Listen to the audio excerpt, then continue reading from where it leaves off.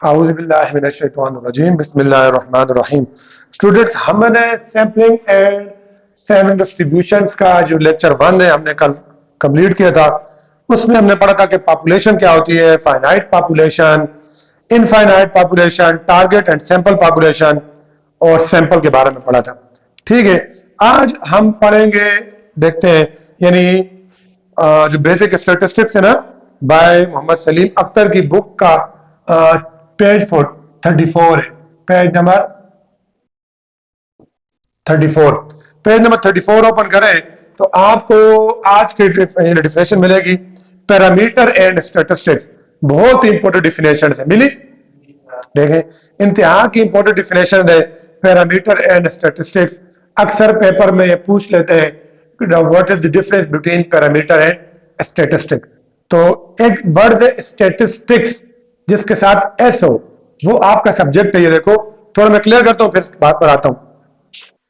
अब देखिए, अगर आप देखें ना, बुक में देखें, देखो, any measure of the population is called parameter and the word statistic is used for any value calculated from the sample. अब देखो, एक हो गया पैरामीटर,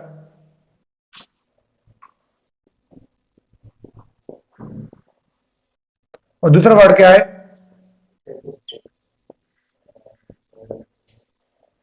तो कहते हैं any value measure from population. साथ नोट करते रहो, अच्छा? ठीक है, कहते हैं any value measure from population is called parameter.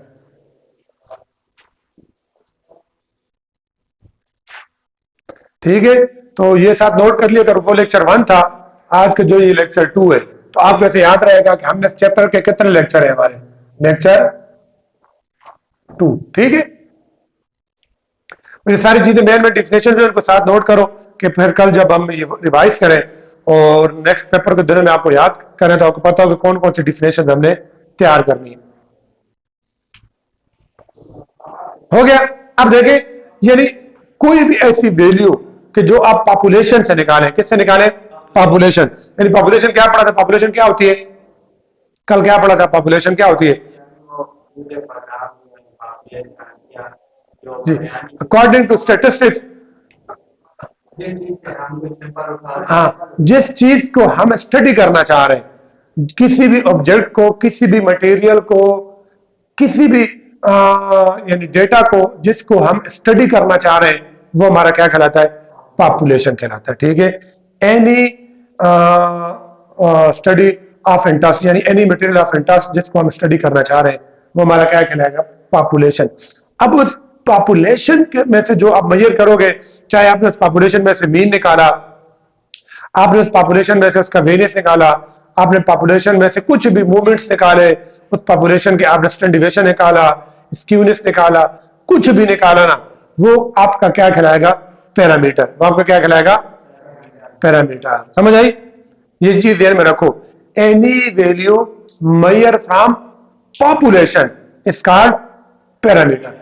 तो ये आपने भूलना नहीं है, अच्छा? क्योंकि जैसे फर्क मिसाल के तौर पर अब मीन मैंने फाइंड कर लिया, किस में से? पॉपुलेशन में से, इसको डिनोट करते हैं म्यू के साथ। ऐसे ही मैंने वेरियंस ढूंढ लिया, किस में से?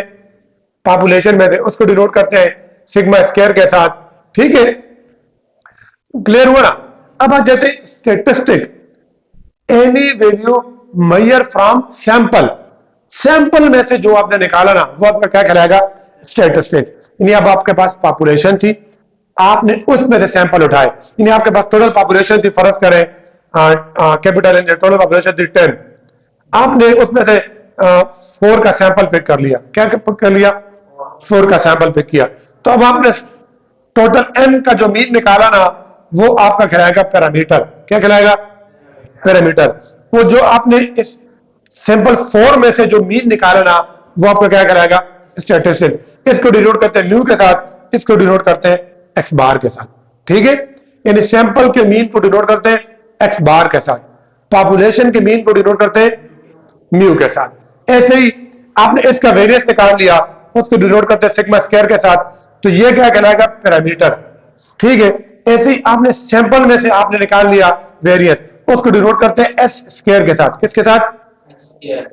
एस स्क्वायर के साथ। तो फिर ये आपका कहलाएगा स्टैटिस्टिक्स। ये आपका क्या कहलाएगा? समझ आई? याद रखना। अच्छा, तो ये चीज सारी चीजें। अब मिसाल के तौर पर आपने इसका मूवमेंट निकाल लिया जिसको हम डिनोट करते हैं μ1 के साथ। किसके साथ? और आपने इसका मूवमेंट निकाल लिया, उसको डिनोट करते हैं हम m1 के साथ। ठीक है, तो अब ये जो m1 है ये आपका स्टैटिस्टिक्स है, और ये जो आपका μ1 है ये आपका पैरामीटर है। ऐसे ये जो म्यू है ये पैरामीटर है, ये एक्स बार जो है ये स्टैटिस्टिक्स है। ऐसे सिग्मा स्क्वायर पैरामीटर है, और ये एस स्क्वायर स्टैटिस्टिक्स है। क्लियर हुआ? यानी any value measure from sample is called statistics and any value measure from population is called parameter। तो यहां पे दो कितने सारे डिफिनेशन है? Any value measure from sample।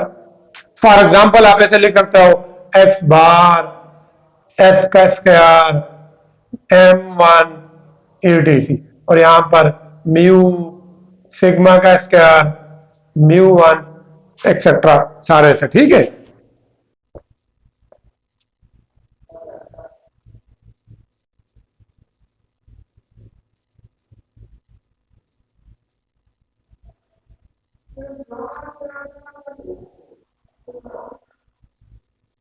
शाबाश बेटा शाबाश।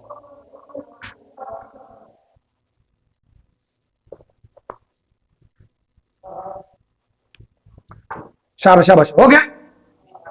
अब इसके बाद बेटा देखो नेक्स्ट, ये तो क्या पैरामीटर और स्टैटिस्टिक्स। अब एक और चीज याद रखो बेटा, यहां पे देखो जनरली ना ये तो पार्टिकुलर था, for mean, for variance, for movements, for mean. लेकिन जनरली ना, यानी जनरली हम क्या करते हैं कि हम पैरामीटर को डिनोट करते हैं थीटा के साथ। किसके साथ डिनोट करते हैं? थीटा के साथ। यहां पे लिख भी देता हूं, in general we denote parameter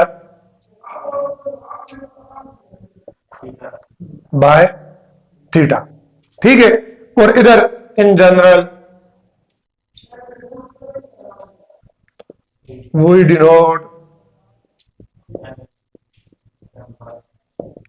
statistics by theta head। by theta head generally ना हम क्या करेंगे कि हम पैरामीटर को थीटा से डिनोट कर दिया करेंगे और स्टैटिस्टिक्स को थीटा हेड के साथ डिनोट कर दिया करेंगे। आपने याद रखना है। अच्छा, एमसीक्यूज में आ सकता है कि स्टैटिस्टिक्स को जनरली कैसे डिनोट करते हैं? थीटा हेड के साथ, और पैरामीटर को कैसे डिनोट करते हैं? थीटा के साथ। ठीक है, क्लियर रहेगा ना? तो ये चीज याद रखनी है। अच्छा, यही डिफिनेशन है। अब पेपर में बजाय आपको किताब की 3-3 लाइनें याद करो, ये डिफिनेशन है। Any value from sample is called statistics, और in general we denote statistics by theta head. और इस बीच में एग्जाम्पल भी 2-3 लिख दी। अच्छा, अब नेक्स्ट,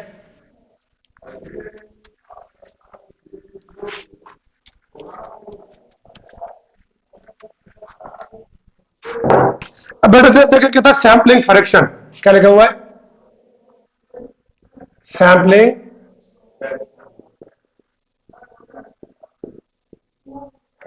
तो क्या कहता है? If size of the population is n and size of the sample is small n, then n by n is called sampling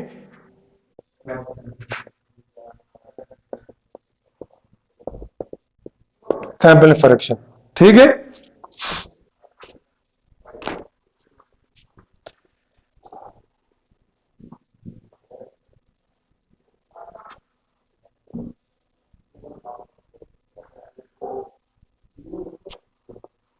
ठीक हो गया। तो बस देखो, अब मिसाल के तौर पर देखें कि अगर मैं कहता हूं कि पॉपुलेशन का साइज जो है वो कैपिटल एन है, हमें ही पढ़ा हुआ ना, और सैंपल का साइज जो है वो स्मॉल एन है, तो फिर ये जो फ्रैक्शन है ना, इसको क्या बोलते हैं? Sampling fraction. इसको क्या बोलते हैं?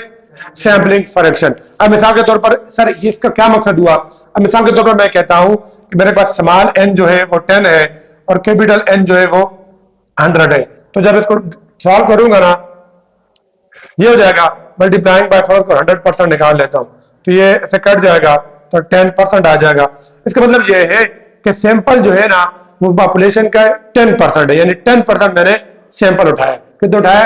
10। हर 100 में से 10 सैंपल मैंने उठाए, 100 स्टूडेंट में 10 मैंने पिक कर लिए। समझ आई? 100 स्टूडेंट में से 10 पिक कर लिए। ये अगर आप ये परसेंटेज नहीं लगाता, इसको काट देता हूं तो 10 आ जाएगा 1/10। इसका मतलब ये कि हर 10 में से एक मैंने क्या किया है? सैंपल उठाया। यानी 10 में से एक में उठाता गया, फिर अगले 10 में से एक उठाता गया, फिर अगले 10 में से एक उठाता गया, हर 10 में से एक उठाता गया। ठीक है, तो सैंपलिंग फ्रैक्शन क्या होती है?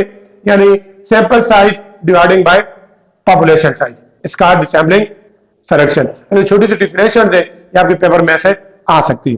ठीक हो गया? अच्छा, इसके बाद है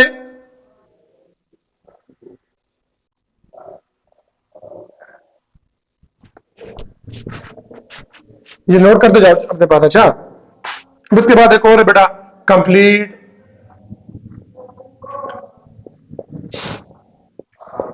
काउंट, और यहां पर एक और लिख देता हूं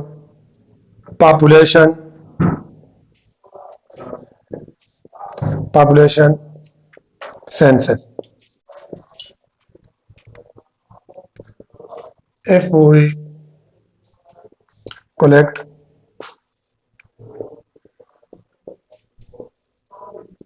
information about all the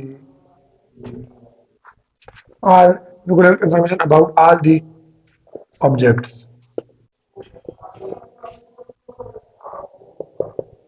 in the card complete काम। ठीक है, और पॉपुलेशन सेंसस ये भी लिख देता हूं, फिर आप लिखें a complete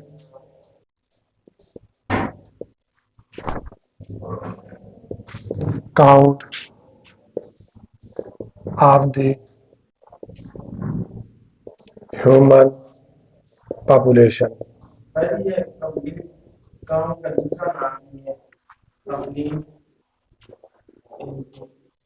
enumeration, complete enumeration बता दो। अब ये नोट करें, शाबाश शाबाश शाबाश शाबाश, जल्दी करो कि साथ डिफिनेशन जल्दी ज्यादा कवर होती जाए।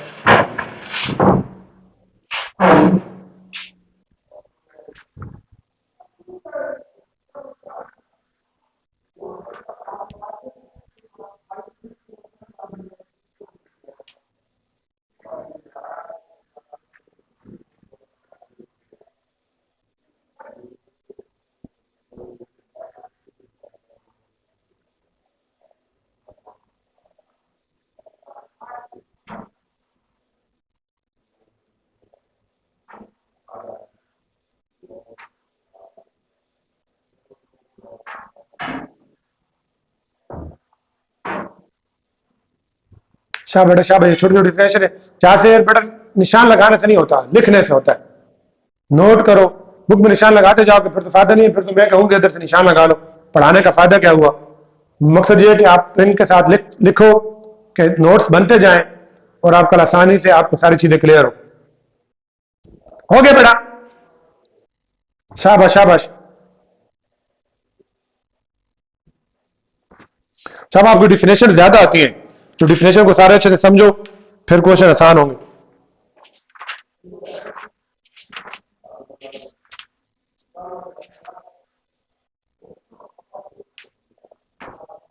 हो गया? अच्छा देखिए मैंने क्या लिखा है, कंप्लीट काउंट। कहते हैं if we collect information about all the objects in the population is called complete count. अब आप देखें, रट्टा नहीं लगाना, रट्टे लगाओगे ना फिर आपको कभी भी याद नहीं होती। समझो, उसको अपने वर्डिंग में लिखो। अब क्या कहता है? कहता है अगर पॉपुलेशन के हर एक ऑब्जेक्ट्स को हम ना उसके बारे में इंफॉर्मेशन कलेक्ट करें ना तो वो हमारा क्या कहलाएगा? Complete count. वो क्या कहलाएगा? यानी अब आपके कॉलेज में 600 बच्चे, हर एक बच्चे से इंफॉर्मेशन ली जाए ना, तो वो फिर क्या कहलाएगा?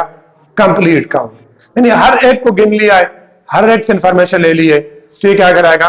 Complete count. याद है ना? अब सिंपल आप if we collect the information about all the objects is called complete count। यहां पे क्या लिखा? collect information about all the objects in the population। in the population मतलब ये कि जो आपकी पॉपुलेशन में शामिल है। यानी अब आपकी पॉपुलेशन ये थी स्टूडेंट्स ऑफ कॉलेज, तो वो हो गए। अगर आपकी पॉपुलेशन ये थी कि हाउस रेंट इन हजरो सिटी, तो अब हर एक किराए के घर के बंदे के पास गए हो, तो वो आपका क्या कहलाएगा? Complete count. ठीक हो गया।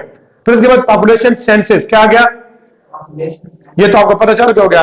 A complete count of the human population is called population census. अब ये फर्क याद रखो। अच्छा, सेंसस जो होती है ना, वो वर्ड किसके लिए? जिसको हम पॉपुलेशन कह रहे थे ना, यानी मर्दमशुमारी। जो मर्दमशुमारी उसको बोलते हैं सेंसस। जो मर्दमशुमारी हम करते भी वही भी है कुछ 3-4 मंथ पहले। तो यानी ह्यूमन की तमाम कंप्लीट काउंट जो है ना, वो क्या कहलाता है? पॉपुलेशन सेंसस कहलाता है। ठीक हो गया। चलिए, अब इसके बाद हमारा एक और सैंपल सर्वे, ये ज्यादा इंपॉर्टेंट है, इसको देखते हैं। बताओ।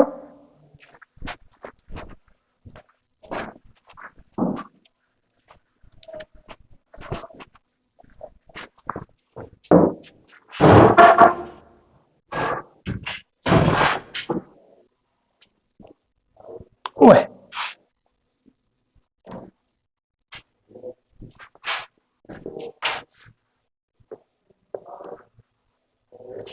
लिखते रहो बेटा, जल्दी लिखते रहा करो। अच्छा,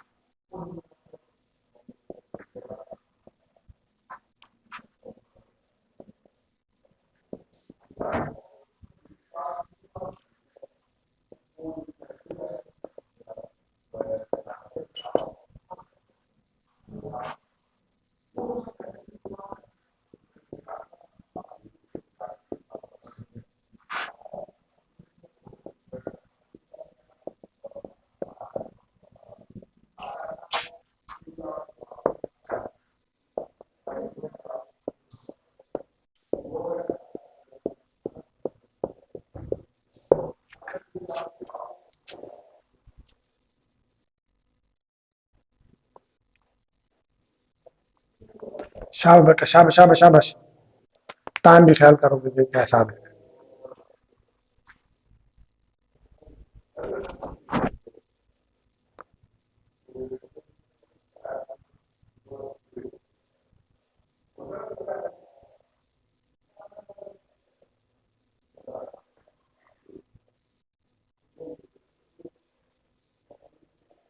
हो गया? जल्दी चला, जल्दी जल्दी, शाबाश।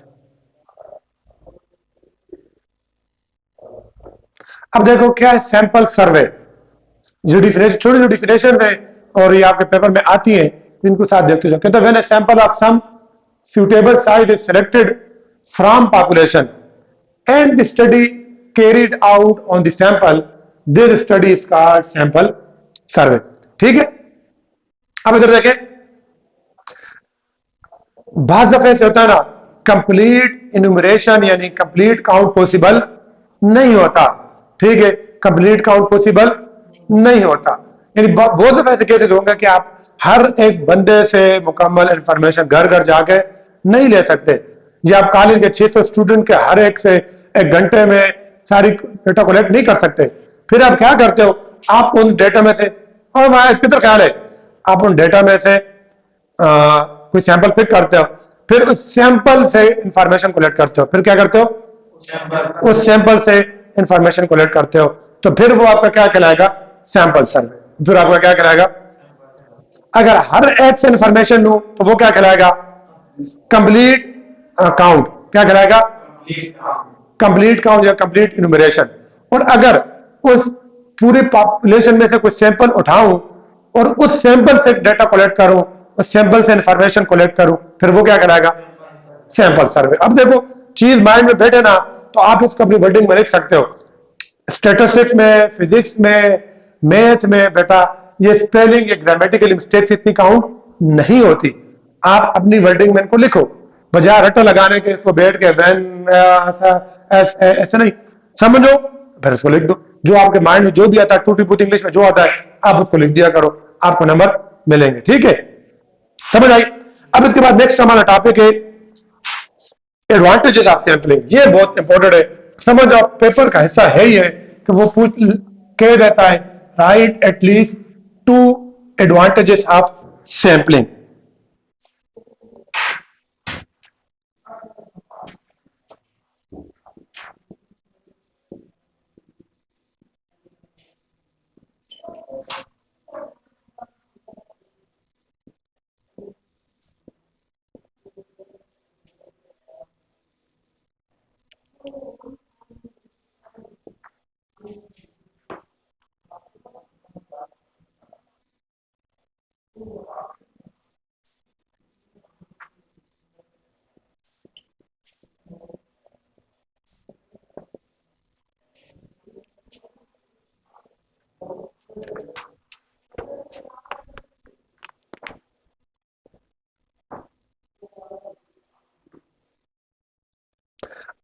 जी बेटा, अब देखें कहते हैं एडवांटेजेस ऑफ सैंपलिंग। कहते हैं सैंपलिंग का एडवांटेजेस क्या है, इसके क्या फायदे हैं। तो अब पहले क्या है, नीड फॉर सैंपलिंग। बहुत दफा हमें ना सैंपलिंग ही इसेंशियल होता है, सैंपल ही जरूरी होता है, इसके बगैर काम नहीं चलते, पॉसिबल ही नहीं होता। सर कैसे, जैसे कि आप ब्लड का टेस्ट लेते हैं, ब्लड का टेस्ट लेते हैं ना, तो अब सिर्फ वो एक ब्लड का एक ड्रॉप ही निकालना है। अगर ये ना करें, पूरा खून ही निकाल लें, तो बात है जनाजा में ऐलान भी वैसी होती। ठीक है, तो अब देखो यहाँ पर सैंपलिंग जरूरी है, यहाँ पर सैंपलिंग जरूरी है, इसके बगैर तो पॉसिबल ही नहीं है। जैसे फर्ज करें किसी कोई चेकिंग ऑफिसर आया, फूड इंस्पेक्टर आया, और उसने दुकान में चेक करने एग, पूरा वो अंडों का उसके पास वो स्टोर है, ठीक है, या वो काम करता है। अब उस अंडे चेक करना है कि सही है कि खराब है।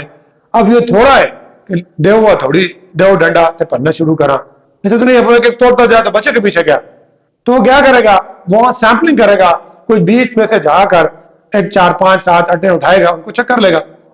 ऐसे होता है ना।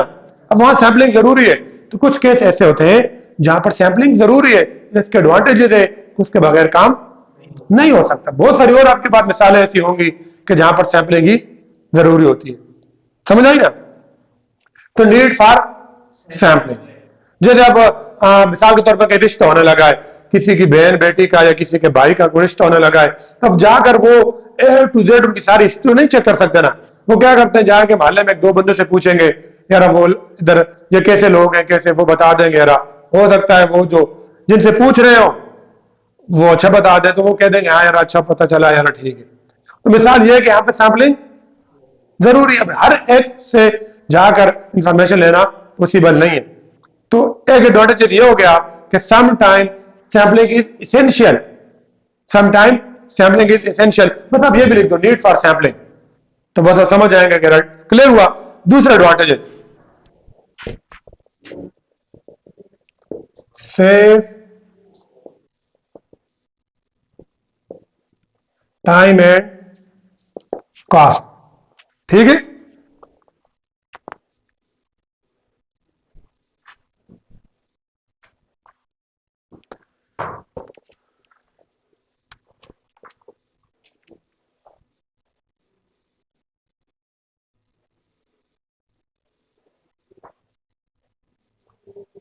अब देखिए बेटा, दूसरे एडवांटेजेस क्या है कि हमारे टाइम और कॉस्ट को क्या करता है, बचाता है।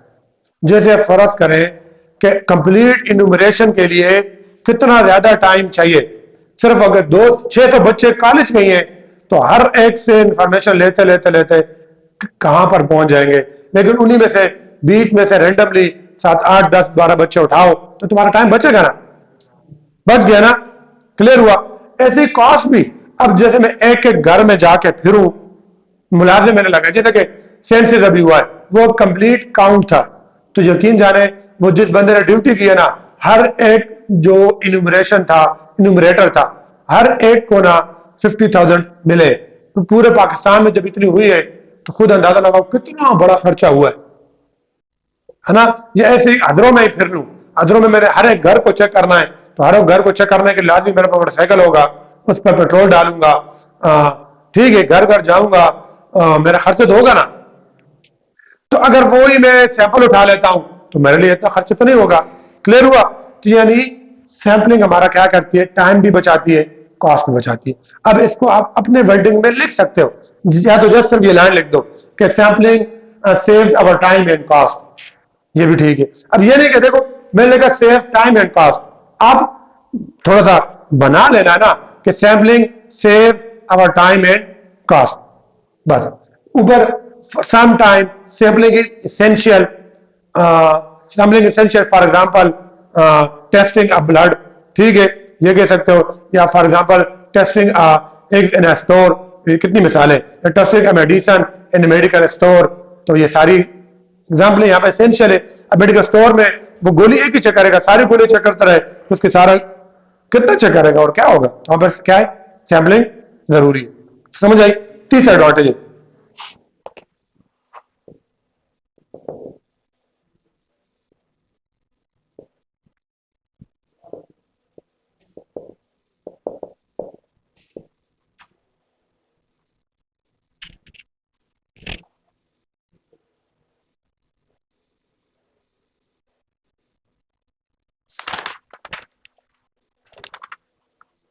लिख लिया,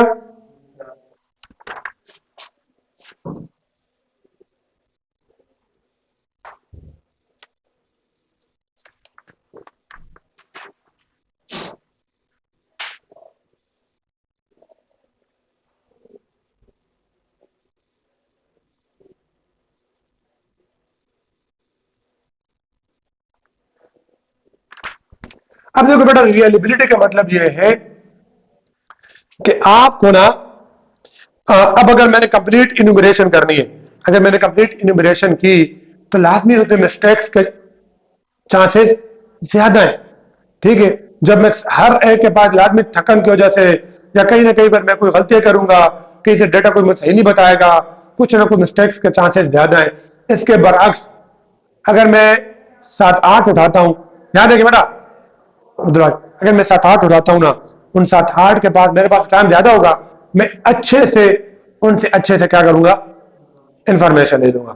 जैसे फर्ज करें 600 स्टूडेंट से डेटा लेना या उसके बदले 10 से स्टूडेंट लेना, 10 से डेटा लेना, 10 से मैं अच्छे से लूंगा ना, सही पूछूंगा, सारी एक एक बात पूछूंगा। अभी क्या टाइम है, 9:40, बस 10 बजे तक क्लास लेते हैं, ठीक है, समझ आई। तो अब 600 से जब मैं डेटा कलेक्ट करूंगा ना, तो मैं लाख भी तंग हो जाऊंगा, पहले 10 15 बच्चों तक तो ठीक रहूंगा, फिर तंग हो जाऊंगा, थक जाऊंगा, फिर ऐसे ही गुजारता जाऊंगा। लेकिन जब होंगे ही 10 तो मैं अच्छे से उनसे डाटा कलेक्ट करूंगा। तो मतलब ये है कि अगर मैं कंप्लीट इन्यूमरेशन करता हूं तो ये कंफर्म नहीं है कि मेरा डेटा 100% करेक्ट है, डेटा 100% करेक्ट है। लेकिन सैंपलिंग के थ्रू ना मुझे यकीन से कह सकता हूं कि मैंने 10 के 10 से अच्छे से इंफॉर्मेशन लिए। तो यानी थ्रू सैंपलिंग रिजल्ट जो होता है वो ज्यादा रिलायबल होता है। क्या होता है, यानी आप ये कह सकते हो कि we collect more comprehensive and accurate result, ठीक है। यानी अब रियलिबिलिटी का मतलब क्या हुआ कि हम ज्यादा कॉम्प्रिहेंसिव और ज्यादा एक्यूरेट रिजल्ट हम क्या कर सकते हैं, ले सकते हैं। अब्दुल वाहिद, कौन कौन से एडवांटेजेस है बताओ? सैम्पलिंग के एडवांटेजेस, पहला कौन सा है? इसका क्या मतलब हुआ? मतलब क्या अपने डिजायर से क्वेश्चन पर हाँ, इसका मतलब ये हो कि बाद दफा सैम्पलिंग जो है वो इसेंशियल होती है, जरूरी होती है। जैसे वो ब्लड का हो गया, और कोई एग्जाम्पल या सर आप बताओ आरिफ। मिसाल के तौर पर स्टोर पर हाँ, अंडे नहीं, ये सब तो ये हो गया एक्स को चेकिंग करना। ठीक है, सेव टाइम एंड कॉस्ट। जी या सर आप बताओ, इसका क्या मतलब है? या जो एडवांस समझने में ये हमारा टाइम ही बचाते हैं। जी, टाइम बचाते हैं ना, मतलब कैसे? तो मिसाल दो, कैसे टाइम बच रहा है हमारा? मतलब बहुत सारे स्टूडेंट हैं और इंफॉर्मेशन हाँ, उनसे इन्फॉर्मेशन लेंगे तो ज्यादा टाइम लगेगा, एज ए कंपेयर टू 7-8 हो तो सैंपल पे कर ले। ठीक है, रियलिबिलिटी का क्या मतलब है? जी अब्दुल वाहिद, शामिल तुम सही हुए, मैं इतने डिटेल में बता रहा हूँ। क्या मतलब है रियलिबिलिटी का? रिलायबल। रिलायबल क्या मतलब है? काबिल एतबार। यानी इस सैम्पलिंग से जो रिजल्ट आएगा ना, वो ज्यादा काबिल एतबार है as a compare to complete enumeration. यानी इस पर हम ज्यादा एतबार कर सकते हैं। मैं कह सकता हूं कि ये जो सैंपल से थोड़ा सैंपल था ना, मैंने इनसे सही अच्छे से इंफॉर्मेशन लिए, लेकिन वो जो 600 थे ना, उनके बारे में ये नहीं कह सकते कि 600 से बिल्कुल सही इंफॉर्मेशन कलेक्ट की गई है। ऐसा नहीं। यानी सैम्पलिंग का रिजल्ट ज्यादा काबिल एतबार है as a compare to complete enumeration. ठीक हो गया? अच्छा,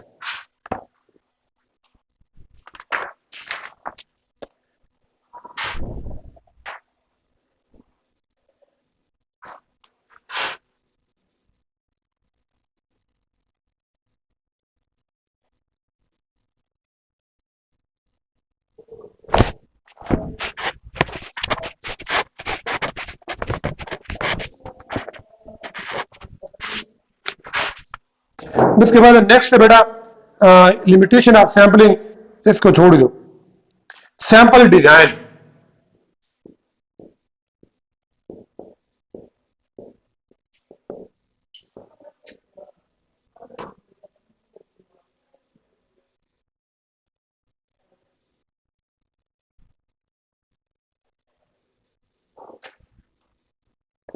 the whole procedure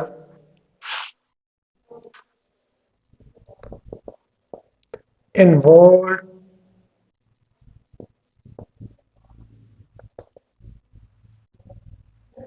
in sampling is called sample design।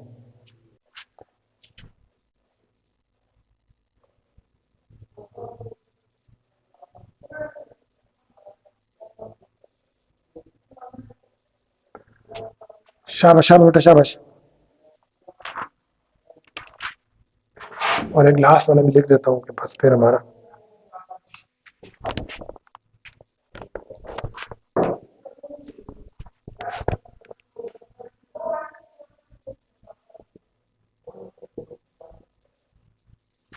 Sampling frame.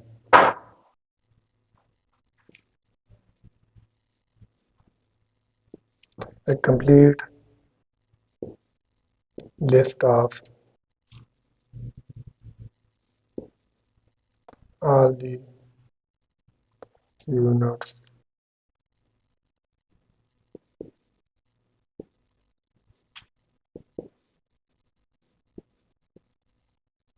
is called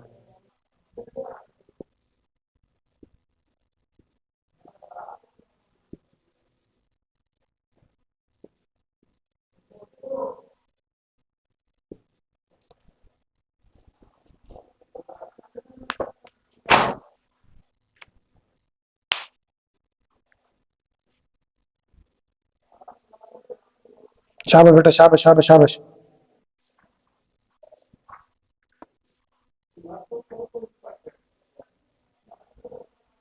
हो गया?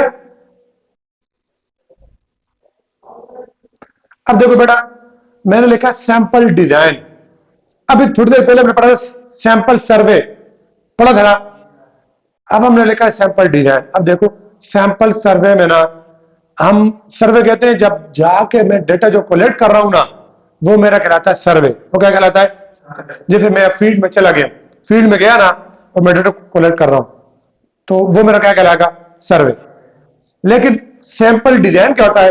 कहता है the whole procedure involve in sampling is called sample design. अब ये समझना बेटा, अब देखो जो मुकम्मल प्रोसीजर है, मैंने डिजाइन, मैंने प्लान बनाया कि मैं ये करूंगा, मैंने जो मेरी पॉपुलेशन है वो ये है, उसमें सैंपल मैंने ऐसे पिक करना है, और सैंपल को पिक करके मैंने ये डेटा कलेक्ट करना है, इस तरीकेकार को इख्तियार करना है, ऐसे पॉपुलेशन मीन निकालना है, वेरियस निकालना है, फिर उसके बारे में मैंने रिजल्ट बनाना है कि हाँ इस कॉलेज के लड़के जो हैं एवरेज उनकी ये है, उनका स्टैंडर्ड डिविएशन ये है, उनका मीन ये है, ये लायक है, ये नालायक है, ये काबिल है, ये नाकाबिल है। तो वो जितना मेरा मुकम्मल प्रोसीजर है ना ए टू जेड तक, वो सारा क्या कराएगा?